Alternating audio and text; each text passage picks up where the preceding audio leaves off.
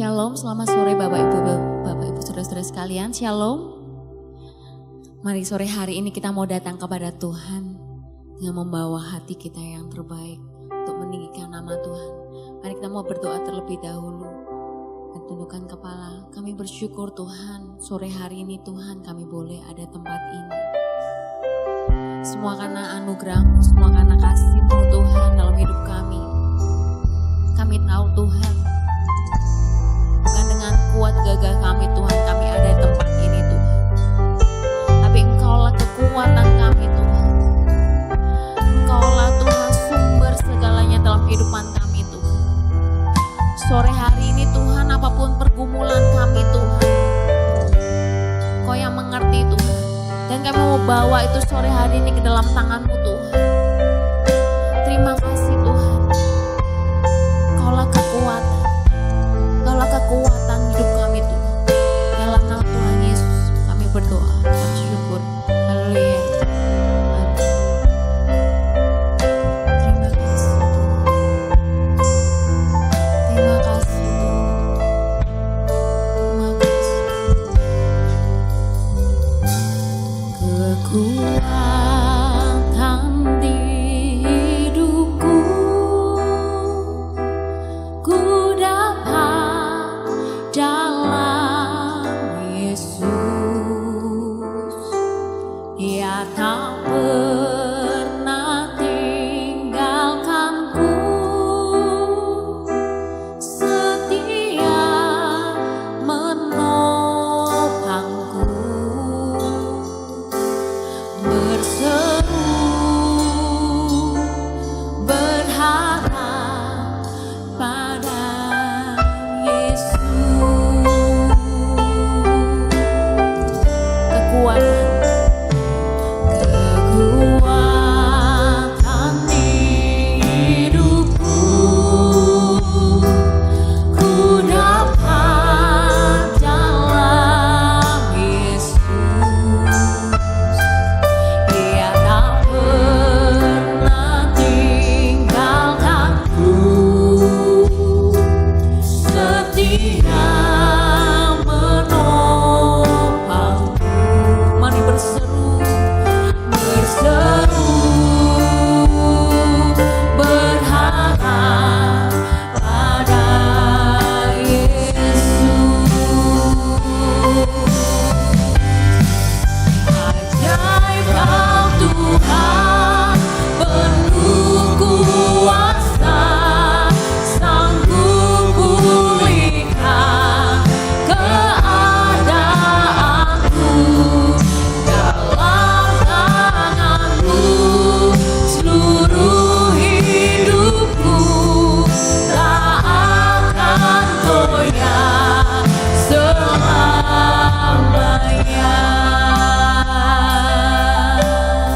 Katakan kekuatan hidupku, kekuatan di hidupku, hanya ku dapat di dalam-Mu Tuhan. Ya Tuhan, Dia tak pernah tinggalkanku, setia menopangku. Mari berharap dan berseru kepada Dia.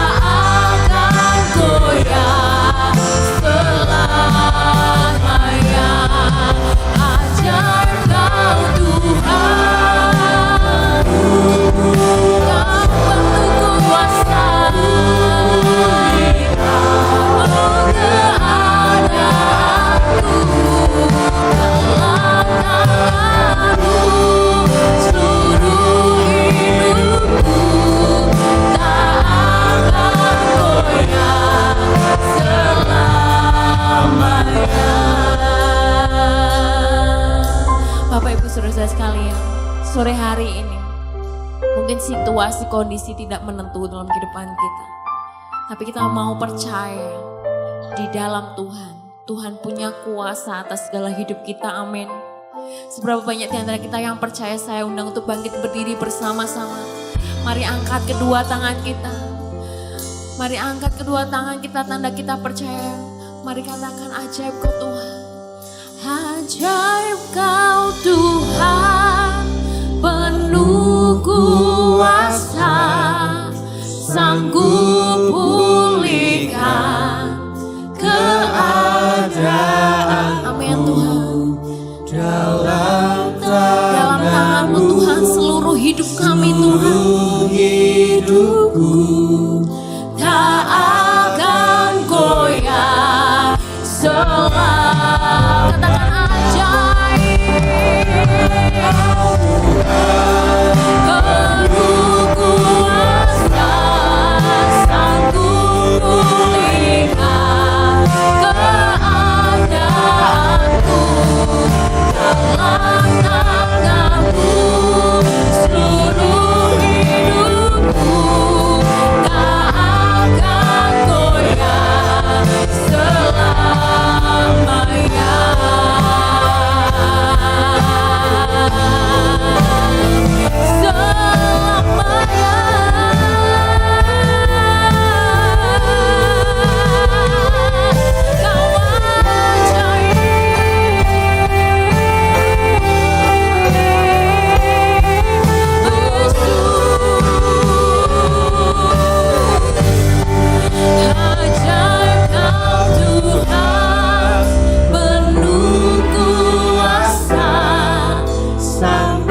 Percaya Tuhan, Kau sanggup memulihkan hidup kami Tuhan, memulihkan keadaan kami Tuhan, situasi kami Tuhan, kondisi kami saat ini Tuhan.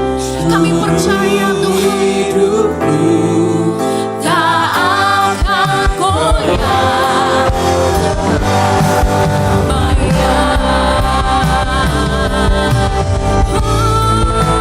Ajaib kau Tuhan, penuh kuasa, sanggup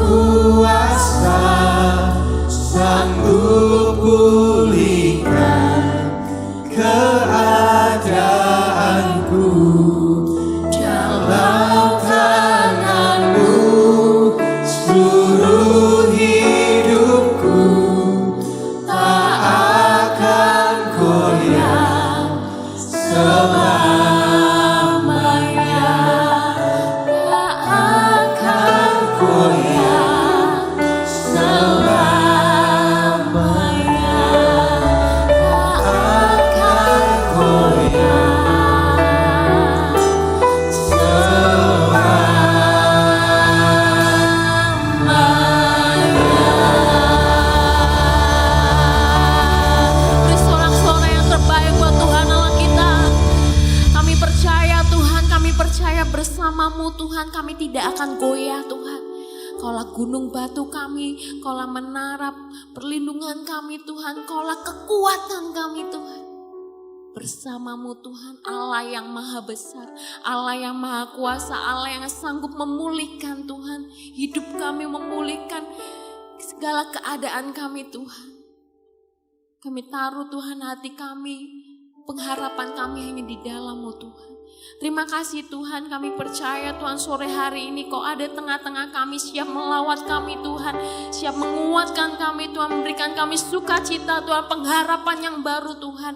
Terima kasih Tuhan, terima kasih biar mulut kami Tuhan memuji-muji Engkau Tuhan, kami mengagungkan Engkau Tuhan sore hari ini Tuhan. Berkuasalah Tuhan, biar sore hari ini Tuhan kami berjumpa dengan Engkau Tuhan. Pribadi-Mu yang kami perlukan, pribadi-Mu yang kami butuhkan Tuhan. Terima kasih Tuhan. Hanya di dalam nama Tuhan Yesus semua yang siap untuk memuji nama Tuhan bersama dengan saya katakan amin. Haleluya. Seberapa banyak di antara kita yang sore hari ini siap untuk memuji nama Tuhan, berikan sorak-sorai yang terbaik buat Tuhan Allah kita. Haleluya. Hati kami percaya Tuhan.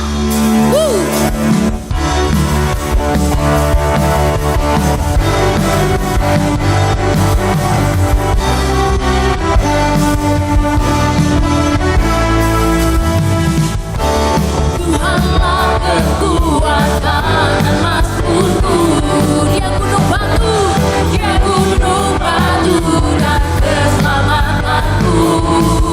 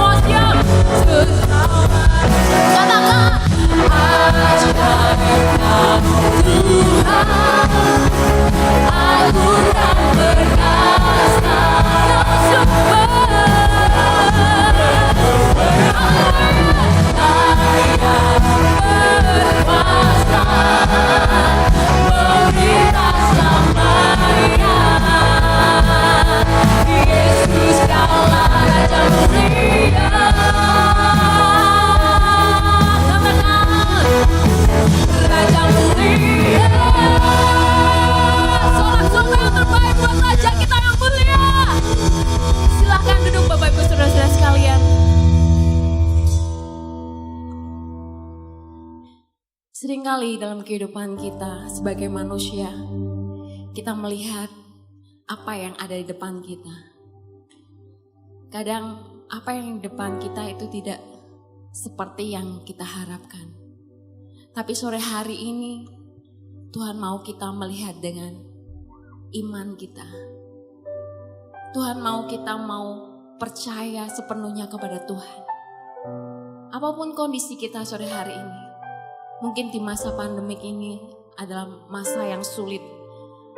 Tapi mari kita mau percaya Tuhan yang beserta kita. Tuhan yang memberikan kita kekuatan. Bukan dengan apa yang kita lihat, tapi dengan iman kita. Mari kita mau datang kepada Tuhan. Terima kasih Tuhan. Terima kasih Tuhan.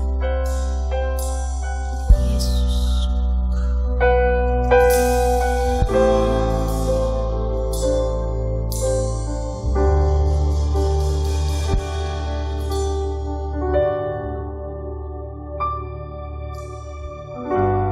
Kekuatan di hidupku,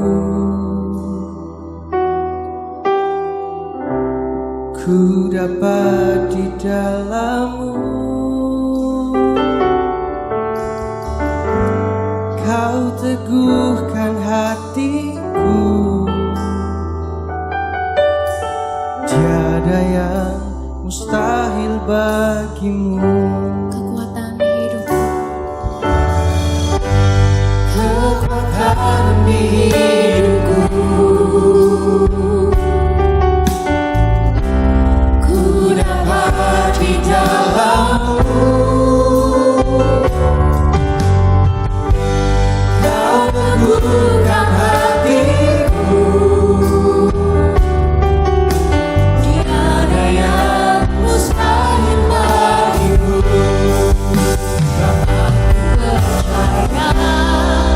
Bukan karena melihat, namun karena firman-Mu yang selalu digenapi di hidupku.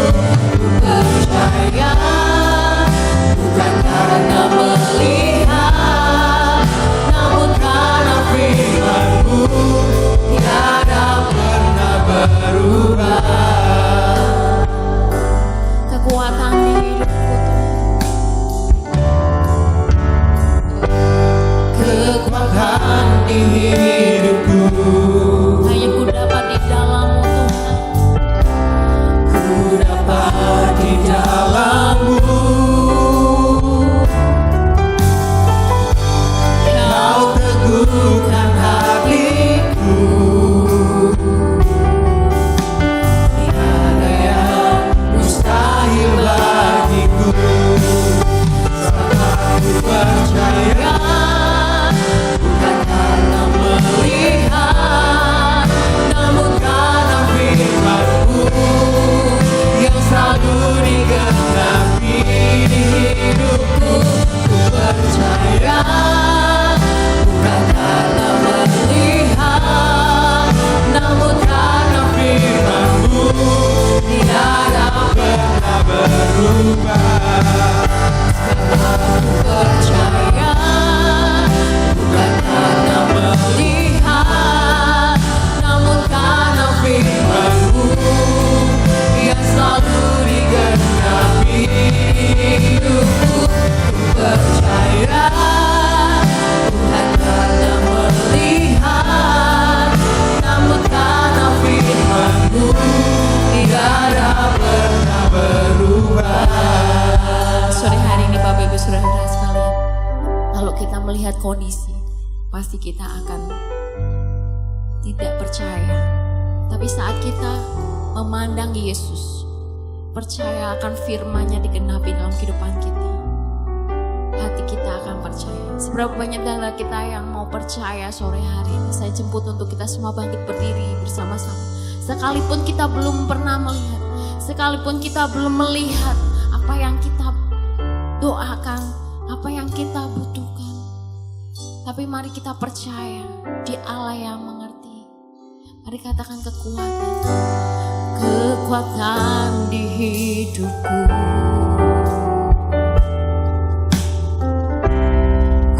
dapat di dalammu. Kau teguhkan hatiku, tiada yang mustahil bagimu. Setelah ku percaya, bukan karena melihat, namun karena firman-Mu yang selalu digenapi di hidupku. Ku percaya, bukan karena melihat, namun karena firman-Mu tiada pernah berubah.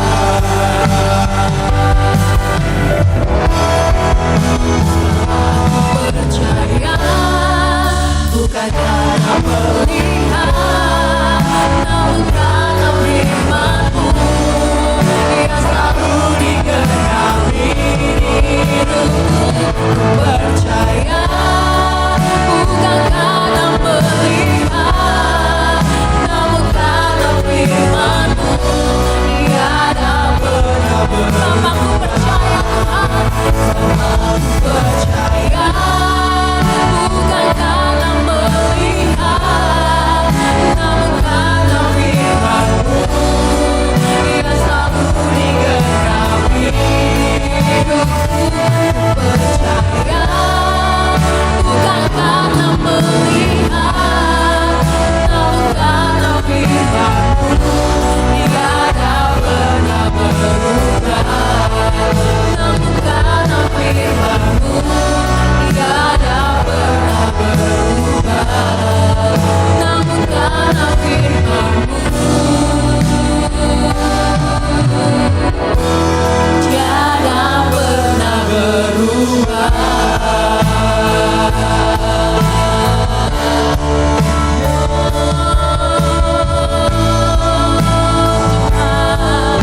Andai kami percaya,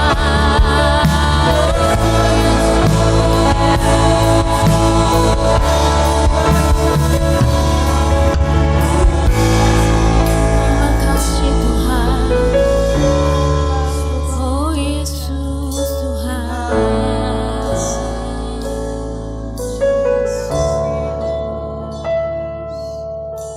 biar hati kami percaya Tuhan, bukan karena apa yang kami lihat Tuhan, tapi kami percaya karena kami punya Allah yang selalu menepati janjinya Tuhan dalam hidup kami.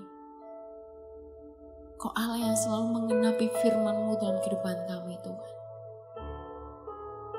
Kalau sore hari ini Tuhan kami belum melihat apa yang kami doakan, apa yang kami pergumulkan Tuhan, ajari kami Tuhan untuk terus berharap kepadamu Tuhan. Karena kami tahu Tuhan, Kau Allah yang tidak pernah mengingkari janji-Mu Tuhan. Kau Allah yang selalu menepati janji-Mu Tuhan. Terima kasih Tuhan, sore hari ini Tuhan kami membuka hati kami yang terbaik untuk kami mendengarkan firman-Mu Tuhan. Biar firman-Mu menjadi benih dalam hidup kami Tuhan. Mengubahkan hati kami, mengubahkan pikiran kami Tuhan. Mengubahkan cara pandang kami Tuhan. Terima kasih Tuhan, terima kasih Tuhan. Beri kami hikmat. Beri hamba-Mu hikmat Tuhan untuk menyampaikan apa yang menjadi isi hati-Mu dalam buat kami Tuhan. Terima kasih Tuhan buat sore hari ini. Terima kasih Tuhan buat hadirat-Mu. Terima kasih buat segala yang Tuhan beri dalam hidup kami. Kami bersyukur Tuhan. Kami siap terima firman-Mu sore hari ini. Hanya di dalam nama Tuhan Yesus kami berdoa dan mengucap syukur. Haleluya. Amin. Silakan duduk.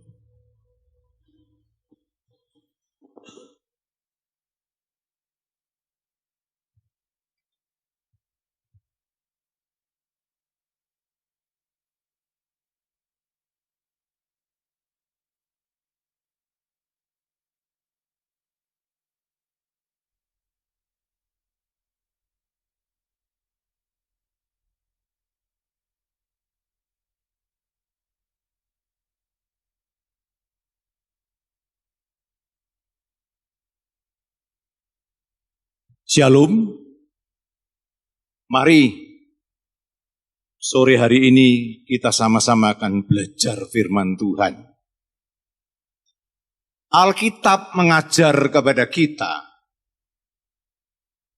apa yang penting bagi Tuhan, nggak penting bagi manusia. Apa yang tidak penting bagi Tuhan, itu menjadi penting bagi manusia. Sehingga kepentingan Tuhan dan kepentingan manusia selalu bertabrakan, bertolak belakang. Artinya tidak pernah searah, sepandang, dan sejalan. Oleh sebab itu Tuhan memberikan firman-Nya kepada kita, supaya kita belajar firman. Tuhan mencurahkan Roh Kudus, ditaruh di dalam hati kita, supaya Roh Kudus memimpin hidup kita. Tujuannya cuma supaya apa yang menjadi kepentingan Tuhan, itu juga menjadi kepentingan bagi manusia.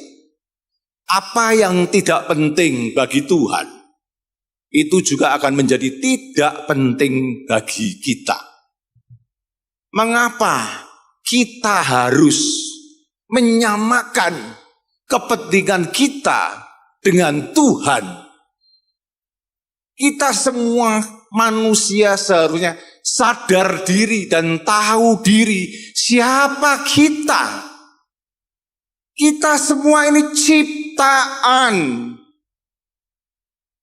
Sehebat apapun karunia dan talentamu, kamu tetap harus sadar kamu ini ciptaan. Selama-lamanya kamu tetap ciptaan. Dia Tuhan. Dia Sang Pencipta. Apapun masalah kita, apapun problem dalam hidup kita, Dia tetap Tuhan untuk selama-lamanya.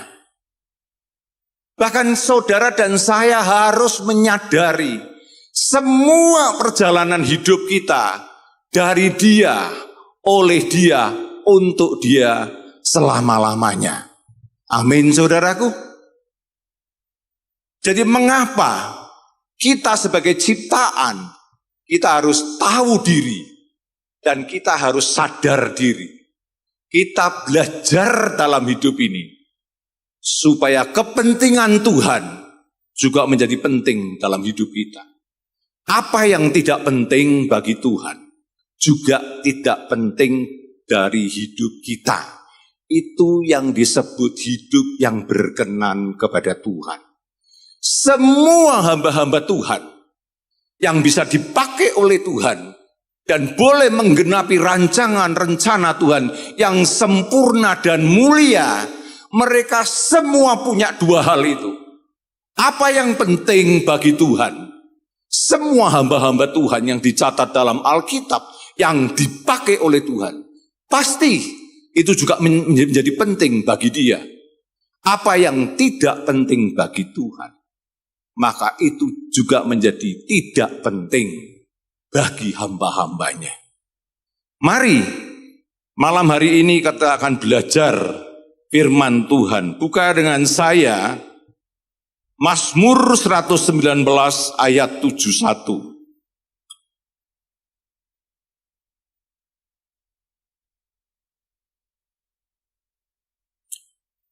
Mazmur 19 ayat 71.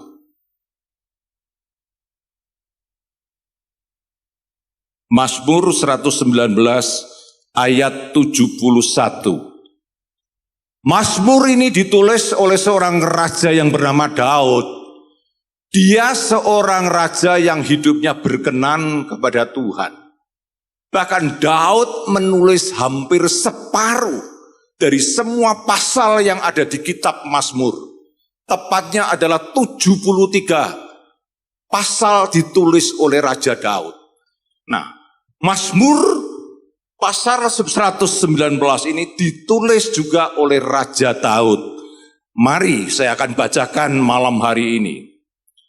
Bahwa aku tertindas itu baik bagiku, supaya aku belajar ketetapan-ketetapanmu. Daud sedang declare Daud sedang proklaim bahwa tertindas itu baik bagiku. Luar biasa. Hanya orang yang berkenan kepada Tuhan, dia bisa berkata seperti ini. Sebenarnya apa sih yang tertindas dalam hidup Daud? Masalah, badai, kesulitan, kesukaran hidup, problem hidup yang dia tidak bisa kuasai, masalah tekanan hidup yang tidak ada jalan keluarnya. Semuanya itu dia bicara tertindas itu baik bagiku. Cuman Daud yang bisa ngomong seperti itu. Coba kita sekarang yang kumpul di tempat ini, apakah kita mau tertindas dalam hidup ini? Tidak ada. Manusia itu punya sifat, hidupnya nggak mau tertindas. Hidupnya mau merdeka, bebas, freedom. Apa saja yang ini kita lakukan, kalau bisa kita lakukan. Itu kemauan manusia. Tetapi Daud nggak bicara seperti itu. Tertindas itu baik bagiku. Saudara tahu nggak apa arti tertindas? Tertindas adalah sebuah hidup yang dianiaya, diintervensi, dilecehkan, tidak dihargai, bahkan dilukai, diremehkan, direndahkan. Itu tertindas. Tetapi kehidupan seperti ini bagi Daud malah berkata, itu baik bagiku. Ayat selanjutnya berkata apa? Supaya. Bapak Ibu kalau baca Alkitab ada kata supaya. Itu mengantar kita pada tujuannya. Anak-anak harus belajar supaya. Kita belajar firman Tuhan supaya. Kita berdoa supaya ada tujuannya. Mengantar kepada tujuannya. Tapi ini Daud berkata seperti ini. Tertindas itu baik bagiku. Supaya apa? Aku belajar ketetapan-ketetapanmu. Ini yang luar biasa dalam hidup Daud.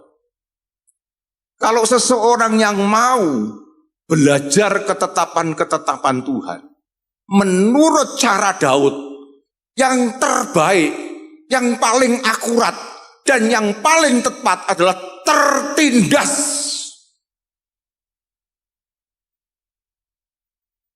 Kalau kita hidup tertindas dengan badai, persoalan macam-macam, hidup yang tidak bisa kita kuasai, maka seharusnya kita berkata, itu baik bagiku. Supaya aku belajar ketetapan-ketetapanmu. Artinya supaya kita belajar hukum-hukum Tuhan, perintah-perintah Tuhan, peringatan-peringatan Tuhan. Ketika kita belajar hukum-hukum, perintah-perintah, peringatan-peringatan Tuhan, artinya kita sedang mau diajar oleh firman Tuhan. Kita sedang mau dididik oleh firman Tuhan. Kita sedang mau diperbaiki kelakuan kita oleh firman Tuhan.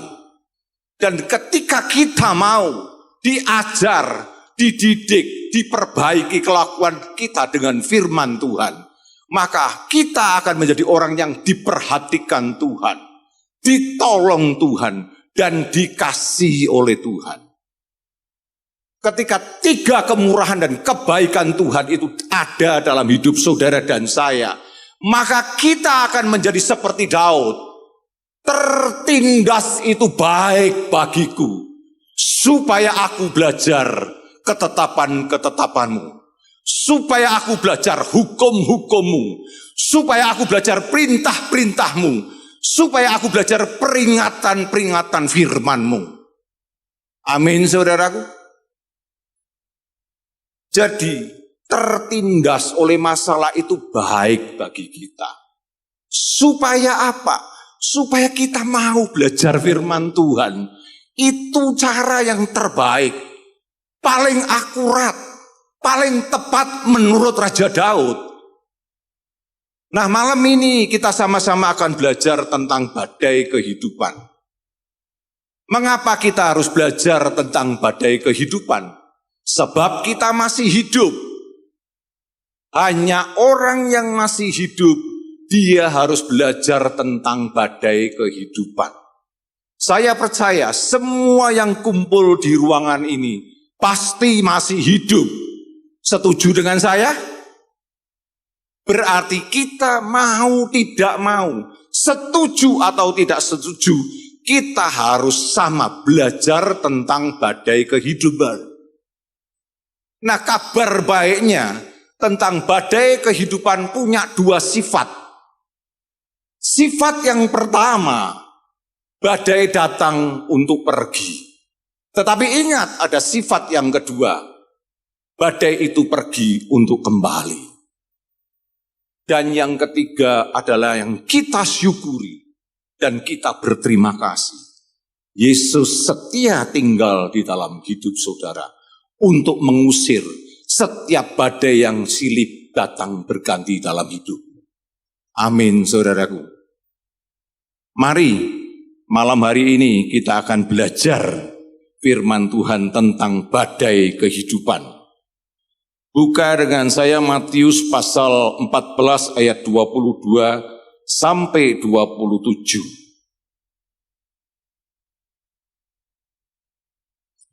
Matius 14 ayat 22 sampai 27. Judul perikopnya adalah Yesus berjalan di atas air. Ayat 22. Sesudah itu Yesus segera memerintahkan murid-muridnya naik ke perahu dan mendahuluinya ke seberang. Sementara itu ia menyuruh orang banyak pulang. Dan setelah orang banyak itu disuruhnya pulang, Yesus naik ke atas bukit untuk berdoa seorang diri. Ketika hari sudah malam, ia sendirian di situ. Perahu murid-muridnya sudah beberapa mil jauhnya dari pantai dan diombang-ambingkan gelombang karena angin sakal. Kira-kira jam 3 malam datanglah Yesus kepada mereka berjalan di atas air. Ketika murid-muridnya melihat dia berjalan di atas air, mereka terkejut dan berseru, "Itu hantu!" Lalu berteriak-teriak karena takut. Tetapi segera Yesus berkata kepada mereka, "Tenanglah, aku ini, jangan takut." Mari kita belajar 5 ayat ini, supaya kita tahu bagaimana cara menghadapi badai kehidupan. Ayat 22, dibuka dengan sebuah kata, sesudah itu. Sesudah itu apa sebenarnya yang dicatat di sini? Kalau Bapak Ibu baca ayat di atasnya, ayat 18, 19, 20, 21, itu Yesus melakukan mujizat. 2 ikan dan 5 roti. Itu bisa untuk makan 5.000 orang laki-laki, belum perempuan dan anak-anak. Sisa 12 bakul. Nah, sesudah peristiwa itu, ini lanjutannya. Sesudah itu, mujizat tadi, Yesus segera memberitakan murid-muridnya. Segera itu apa sih? Secepat-cepatnya, selekas-lekasnya muridnya disuruh naik perahu. Untuk apa? Untuk mendahulunya ke seberang. Sementara itu ia menyuruh orang banyak untuk pulang. Berarti kelompok yang besar itu terpecah menjadi 2. Murid-muridnya segera disuruh naik perahu secepat-cepatnya untuk mendahului Yesus menyeberang danau. Sedangkan 5.000 laki-laki belum termasuk perempuan anak-anaknya disuruh sama Yesus pulang. Untuk apa? Yesus suruh murid-muridnya cepat-cepat untuk nyebrang ke danau. Sebenarnya Yesus sedang mengantar murid-muridnya untuk berjumpa dengan badai di tengah danau. Yesus yang suruh loh, supaya murid-muridnya itu ke tengah danau ketemu dengan badai. Kalau murid-muridnya itu diberitahu, kamu nanti ke tengah sana akan ketemu badai, murid-muridnya pasti nggak mau berangkat. Sebab Yesus tidak ikut berangkat, cuman murid-muridnya. Mengapa Yesus menyuruh murid-muridnya menyeberang dengan perahu untuk ketemu badai? Sebab Yesus ini punya karakter, sifat hidupnya yang favorit, habibatnya atau tempat kesukaannya adalah badai. Justru di dalam badai itulah Yesus selalu muncul untuk menolong kita. Kalau kita tanya sebagai orang percaya bagaimana saya bisa ketemu dengan badai, gampang. Bagaimana kita bisa ketemu dengan Yesus? Gampang. Ketika badai masalah, penyakit, semua kesulitan hidup yang tidak bisa kamu hadapi, tidak bisa kamu kontrol, tidak ada jalan keluarnya, kamu pasti ketemu Yesus. Yesus ada di sana. Itu sifat habibat Yesus. Dia selalu muncul di tempat di saat badai itu menghantam hidup orang-orang percaya. Jadi Yesus yang antar murid-muridnya supaya dia ketemu badai. Setelah ketemu badai, baru murid-muridnya ketemu Yesus. Coba kita lanjut. Ayat 23. Dan setelah orang banyak itu disuruhnya pulang, Yesus naik ke bukit untuk berdoa seorang diri. Ketika hari sudah malam, ia sendirian di situ.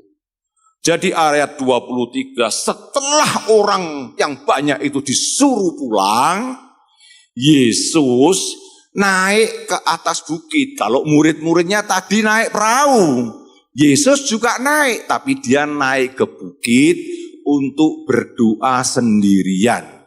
Bagi Yesus, berdoa itu penting.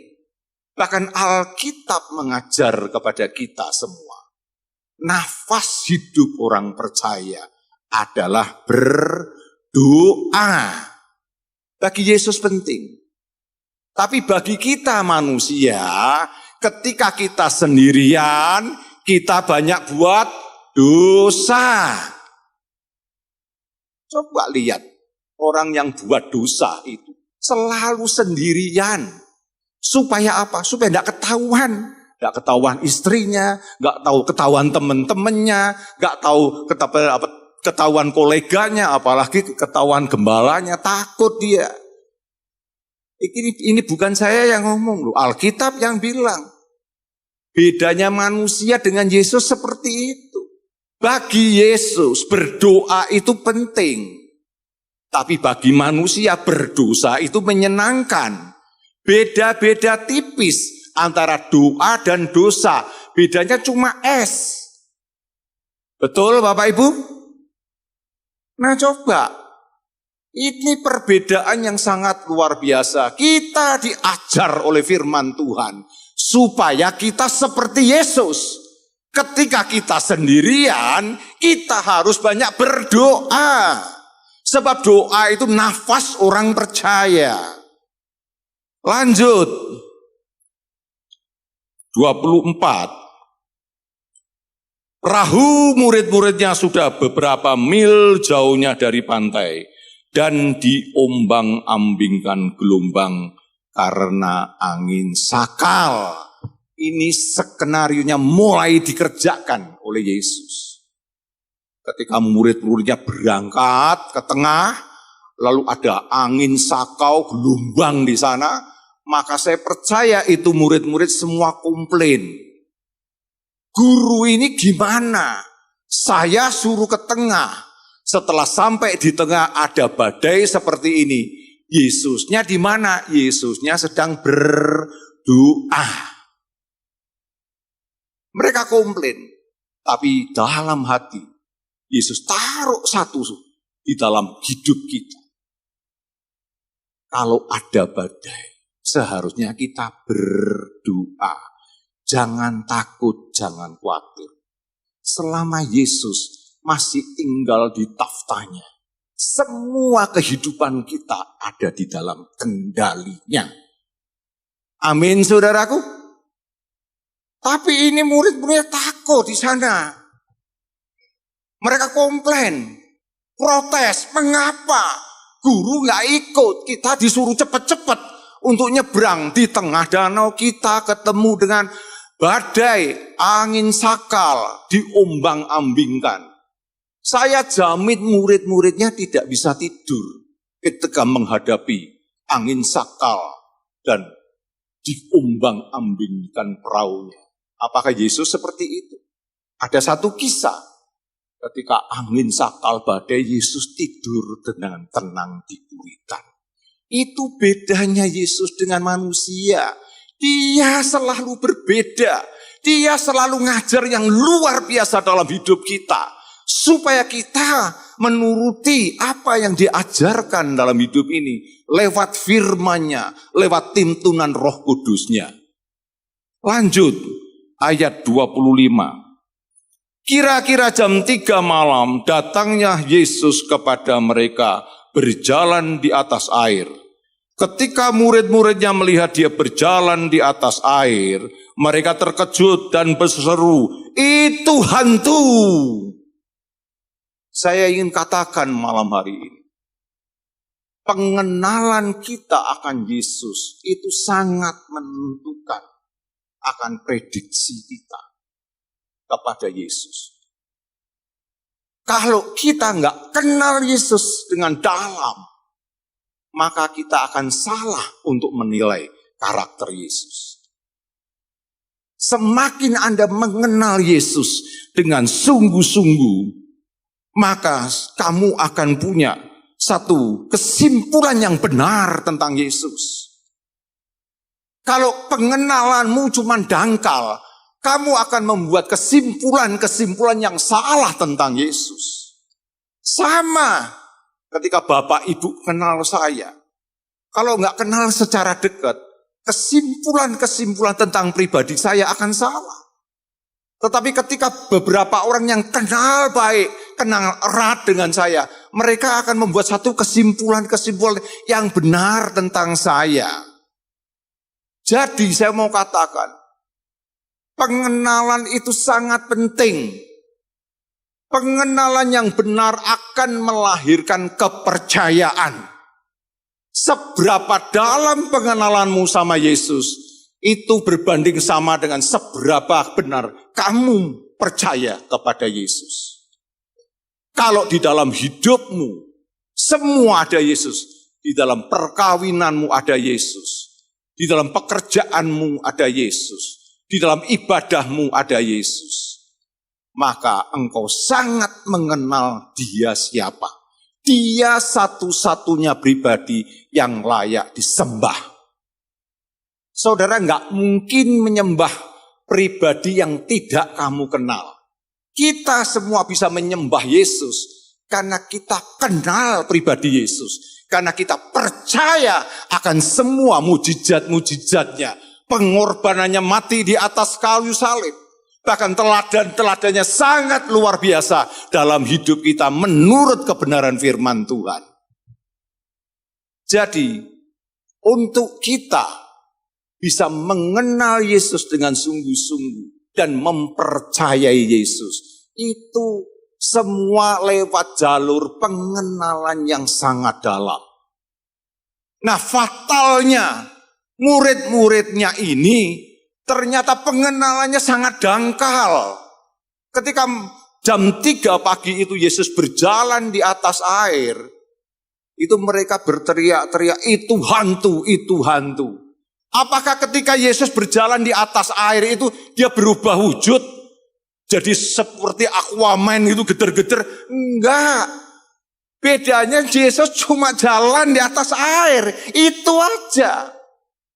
Tapi karena pengenalannya sangat dangkal, maka murid-muridnya berteriak, "Itu hantu." Jadi ingat baik. Banyak orang gak waras di tengah badai.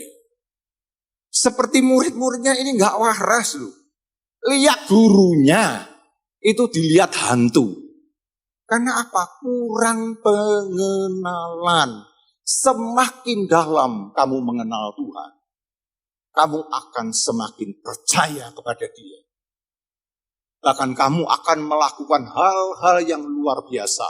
Hikmat dari Tuhan, tuntunan kebenaran firman Tuhan, pimpinan Roh Kudus akan menuntun kita untuk melakukan hal-hal yang benar, yang luar biasa di hadapan Tuhan dan di hadapan manusia. Amin, saudara. Coba kita lanjut. Lalu berteriak karena takut. Takut, itu hantu. Itu Tuhan loh. Dikatakan itu hantu. Tapi Tuhan kita ini Tuhan yang luar biasa. Dia penuh dengan kasih. Dia penuh belas kasihan. Sekalipun dia dikatakan hantu. Dibalik kan, seharusnya itu Tuhan dibalik sama muridnya. Karena dia nggak waras. Di dalam menghadapi badai, ketakutan, jadi dia ngomong hantu. Padahal itu Tuhan loh. Kita juga akan sama. Ketika kita menghadapi badai, dan di dalam ketakutan yang luar biasa, semua kamu bisa anggap itu hantu. Sekalipun Tuhan berfirman, kamu itu hantu yang berfirman. Oleh sebab itu mari, beri pengenalan yang dalam akan Tuhan. Beri kepercayaan yang dalam akan Tuhan. Supaya kita boleh melihat Tuhan dengan jelas dan benar. Coba ayat 27. Tetapi segera Yesus berkata kepada mereka, tenanglah, aku ini, jangan takut. Lihat kata pilihan-pilihan yang diucapkan oleh Yesus. Ini kata-kata yang diucapkan sungguh luar biasa. Dan maknanya sangat dalam. Yesus itu kalau milih kata-kata itu luar biasa loh. Sangat tepat. Tenanglah itu dipakai kata tanda seru. Tenanglah. Jadi ketika kita menghadapi badai kehidupan. Respon yang pertama. Perbuatan yang pertama. Tindakan yang harus kita lakukan adalah tenang. Tapi tenang yang Yesus maksudkan bukan tenang karena penampilanmu. Bukan tenang karena gayamu. Kamu silent itu tenang. Bukan seperti itu. Yang Yesus ingin katakan tenanglah itu tenang hatimu. Supaya hatimu tenang. Bukan gerakan tubuhmu. Bukan tampilan gerakan tubuhmu. Ada orang yang tenang kelihatannya cool, confident, tapi dalamnya komplikasi hatinya. Itu tidak karuan. Yang dimaksud tenang, yaitu tenang, tampilannya tenang, hatinya juga tenang. Karena hati menunjukkan sumber kehidupan. Ketika hatimu tenang, maka penampilanmu untuk menghadapi badai itu akan tenang. Mengapa kita selalu kalah menghadapi badai? Bukan karena besarnya badai yang menghantam hidup kita. Karena respon kita yang salah. Kita nggak tenang ketika menghadapi badai.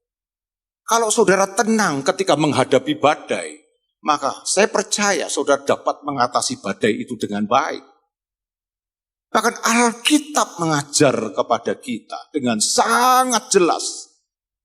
Di dalam tinggal tenang dan percaya itu terletak kekuatanmu. Artinya apa? Ketika kita tenang, ketika kita percaya, maka itu terletak kekuatan Tuhan ada di dalam hidup kita. Dia akan menyertai kita. Dan dia akan menyertai kita untuk kita bisa melewati setiap badai-badai kehidupan yang menghantam kita. Itu artinya, bahkan lebih lagi dikatakan, orang yang menantikan Tuhan mendapat kekuatan yang baru. Saudara tahu gak artinya? Orang yang menantikan Tuhan mendapat kekuatan yang baru. Artinya Tuhan sedang menukar kekuatannya. Kekuatan manusia kita yang terbatas ditukar dengan kekuatan Tuhan yang unlimited, tanpa ada batas. Supaya kekuatan Tuhan itu ada di dalam hidupmu. Dan dengan kekuatan Tuhan kita dapat menyelesaikan semua masalah badai-badai yang harus kita jalani dalam hidup ini. Jadi respon yang pertama ketika badai datang adalah tenang. Ketika saya masih SMA dulu, setiap kali ujian juga pasti ada tulisan di ruangannya. Kelas, harap tenang, ada ujian. Mengapa harus tenang? Supaya kita dapat mengerjakan ujian itu dengan baik.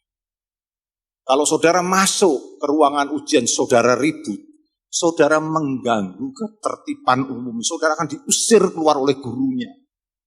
Yang tenang, supaya tenang kita dapat mengerjakan semua ujian-ujian itu dengan baik. Itu nyontoh firman Tuhan loh. Manusia kita di bumi ini belajar sama Tuhan. Apa yang penting bagi Tuhan, penting bagi kita. Ini ujian juga sama. Nyontoh dari firman Tuhan. Seharusnya kita, orang-orang percaya, kita anak-anak Tuhan. Ketika ujian datang, bukan hanya tenang, tetapi kita merasa senang. Sebab apa? Sebab kita dapat berkata seperti Daud, tertindas itu baik bagiku, supaya aku belajar hukum-hukummu, perintah-perintahmu, dan ketetapan-ketetapanmu.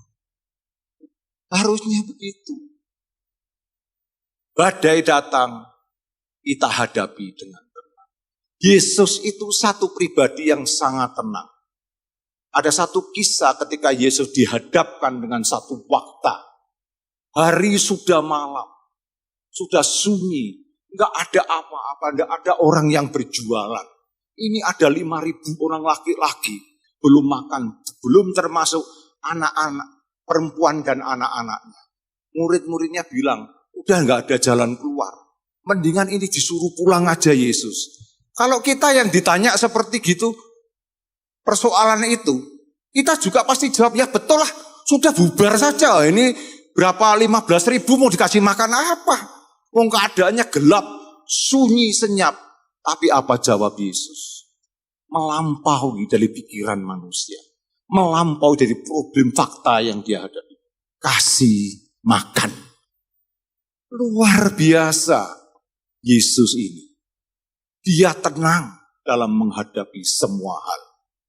Bahkan ketika menghadapi satu fakta yang luar biasa, yang tidak terselesaikan, Yesus masih berkata, kasih makan 5.000 orang laki-laki, belum termasuk istri dan anak-anak, beri makan.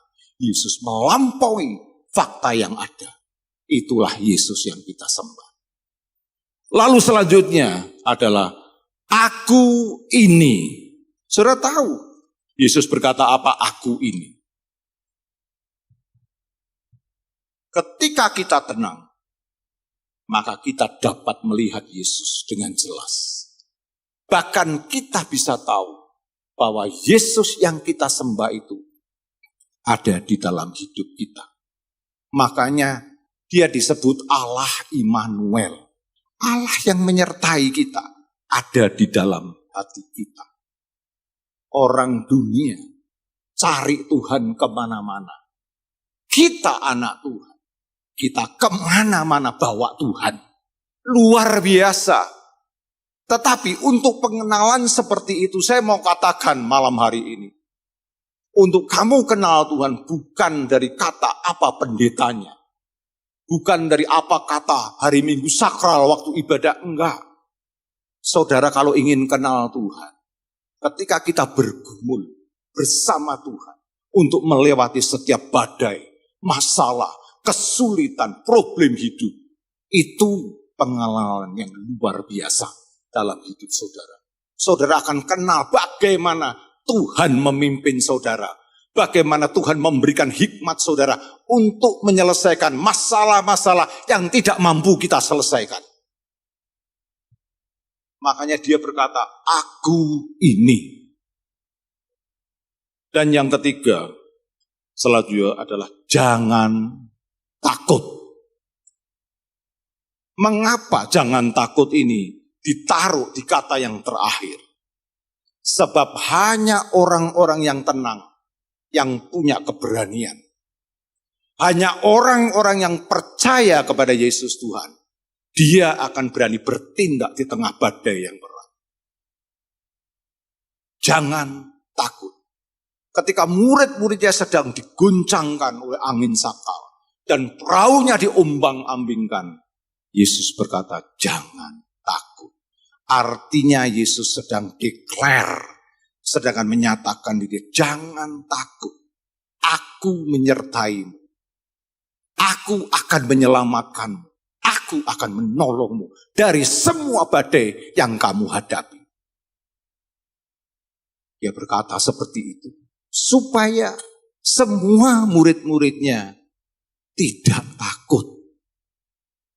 Kita juga sama dalam hidup ini. Apapun masalah kita, apapun problem kita, Yesus berkata di dalam batin kita yang paling dalam. Sekalipun kita ngomong, wah aku gak mampu, ini bebanku terlalu berat. Jangan takut. Ada satu kisah yang pernah dicatat di dalam Alkitab, yaitu ketika Yairus menemui Yesus, dia berkata bahwa anaknya di rumah sakit keras. Lalu dalam perjalanannya Yesus dengan Yairus mau ke rumah Yairus, di tengah jalan itu diserobot oleh seorang wanita pendarahan yang menjamah jubahnya. Sehingga Yesus berkata, siapa yang menjamah aku? Maka murid-muridnya berkata, semua menjamah guru. Enggak, tapi ada kuasa yang keluar dari tubuhku. Lalu perempuan pendarahan 12 tahun itu mengaku, saya Yesus. Nah, ketika perempuan itu disembuhkan, maka dari rumah Yairus, pesuruhnya bilang kepada Yairus, Yairus, anakmu sudah mati. Seharusnya kalau saya jadi Yairus, kita pasti komplain kepada Yesus. Nah ini ya, perempuan pendarahan ini kan belum daftar, dia nyerobot. Saya kan daftar lebih dulu.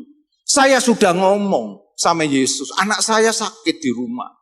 Tapi juga Yesus ini enggak sungguh-sungguh mau nolong Yairus. Sebab dia ngurusi ini dulu. Perempuan pendarahan 12 sehingga ada berita anaknya meninggal. Apakah Yairus komplain seperti itu? Enggak. Yairus enggak komplain. Yairus cuma diem di hadapan Yesus. Ketika dia dengar anaknya meninggal, dia tenang. Tenang. Tidak komplain, tidak menyalahkan perempuan yang pendarahan 12 tahun. Dia tidak menyalahkan Yesus. Mengapa Yairus cuma diem?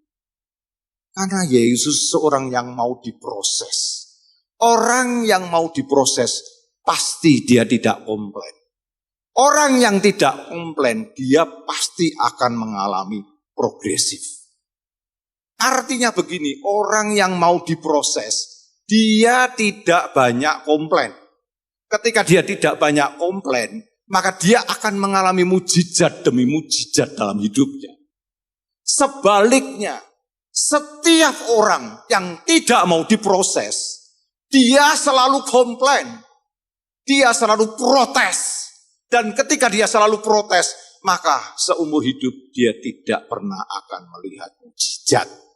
Amin saudaraku. Mari malam hari ini kita sama-sama sudah belajar tentang untuk menghadapi badai setiap kehidupan. Saya undang pemain musik untuk tampil ke depan. Yang pertama, untuk menghadapi badai kehidupan adalah kita harus tenang. Yang kedua, kita harus percaya bahwa Yesus, dia yang akan menyelesaikan semua problem hidup kita. Dan yang ketiga, jangan takut karena dia yang menyertai kita. Dia tinggal di dalam hidup kita untuk terus mengusir setiap badai yang datang silih berganti. Terima kasih, Tuhan Yesus memberkati. Kemurahan Tuhan.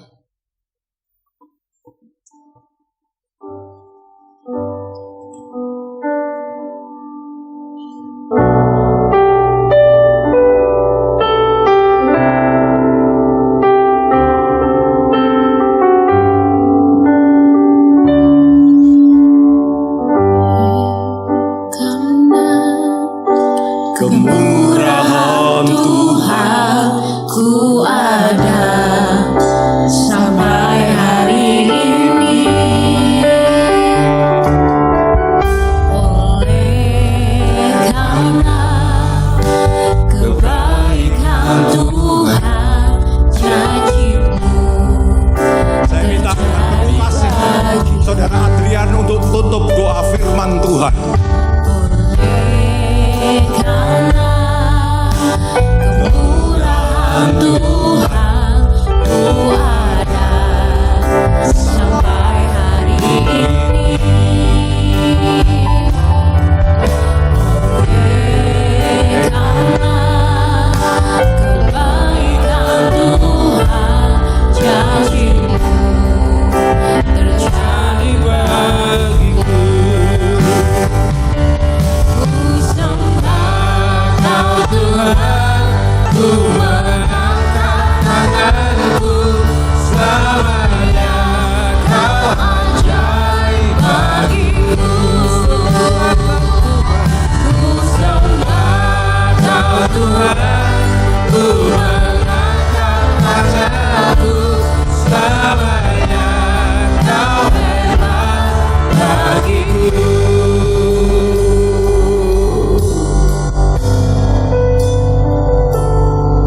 Kami tetap bersyukur kepada-Mu Tuhan untuk setiap peristiwa, kejadian, badai, pencobaan, ujian yang Tuhan izinkan dalam hidup kami. Sebab kami tahu bahwa Engkau Allah yang tetap menyertai kami. Tidak ada badai yang mampu menghancurkan kami.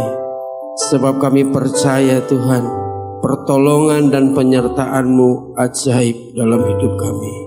Terima kasih Tuhan, terima kasih buat semua yang Tuhan kerjakan dalam hidup kami. Dan kami percaya semua mendatangkan kebaikan bagi kami orang yang mengasihi Engkau. Terima kasih Bapa, Engkau pakai hamba-Mu Bapak Gunawan lebih lagi Tuhan. Urapi beliau baik di dalam pelayanannya, di dalam pekerjaannya, di dalam keluarganya Tuhan. Mari Tuhan Engkau sendiri yang mengurapi dan memberkati hidup hamba-Mu Tuhan. Terima kasih buat kebenaran firman-Mu sore hari ini Tuhan. Terima kasih Bapa. Di dalam nama Yesus kami alaskan doa kami. Amin.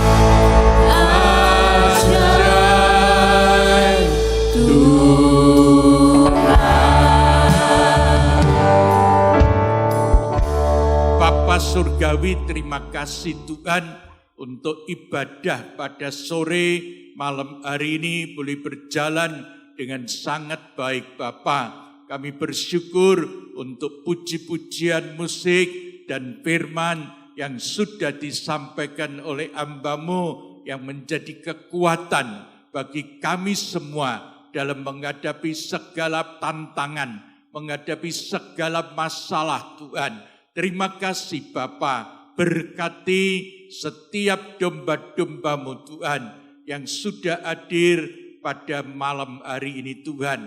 Apa yang sudah dipersembahkan untuk pekerjaan-Mu, baik persembahan kolekte, persembahan inventaris sosial, perpuluhan, dan semuanya Tuhan, Engkau kembalikan dengan berlipat-lipat kali ganda Bapa. Terima kasih Tuhan, terima kasih Tuhan. Kami serahkan keluarga dari saudara Engsan Tuhan, baik istri, anak, mantu, cucu, semuanya Tuhan.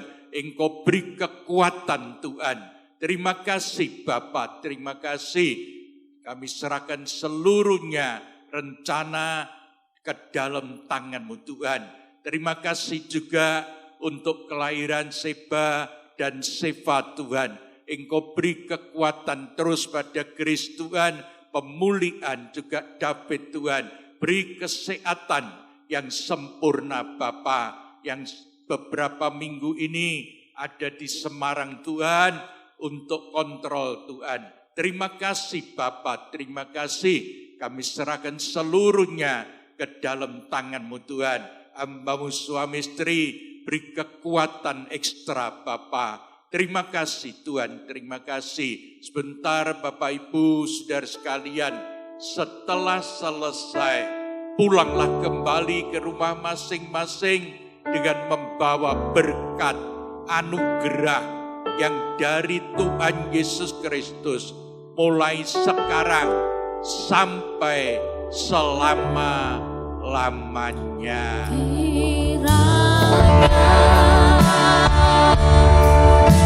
Memberkati